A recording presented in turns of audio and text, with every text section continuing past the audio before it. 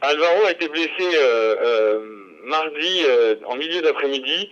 On était avec la première vague d'assaut rebelle qui était en train d'avancer sur Bab Azizia, c'est-à-dire sur le bunker de Kadhafi, le quartier bunker de Kadhafi. Des rebelles d'un courage et d'une capacité extrême.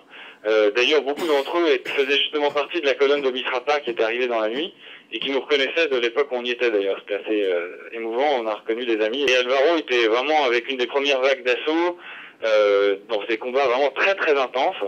Et à une centaine de mètres de la porte, il s'est pris une balle de Kalachnikov dans la cuisse gauche qui a perforé de part en part sa cuisse sans toucher aucun organe vital, donc il a eu de la chance, sans toucher d'artère. On l'a évacué tout de suite sur un dispensaire de campagne, mais qui était à une centaine de mètres du front et qui était en fait un peu un mouroir. Il y avait beaucoup de rebelles en train d'agoniser ou de mourir. Donc je me suis dit que c'était pas le bon endroit. Donc après on a évacué vers une deuxième maison de journalistes d'ailleurs, où on a fait un check-up, on a vu qu'il n'avait pas d'artère touchée.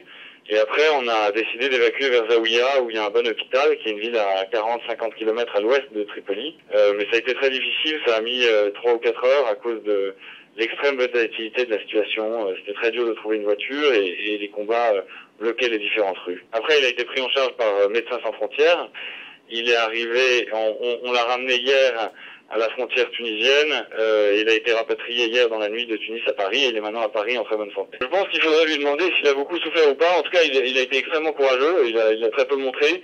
Je pense qu'au début, il y a eu une dizaine de minutes, une vingtaine de minutes un peu ardues parce que c'est dur de déterminer, enfin, en plus sous les balles, hein, avec beaucoup de vacarmes, des explosions partout, c'est dur de déterminer exactement le type de la blessure, parce qu'il y a quand même pas mal de sang et tout ça. Et ça, c'est inquiétant, parce que certaines blessures à la jambe peuvent être mortelles, notamment si une artère est touchée dans un endroit où on peut pas se faire hospitaliser. Donc je pense qu'il avait un peu mal, et puis aussi il a eu une dizaine ou une vingtaine de minutes de grande inquiétude.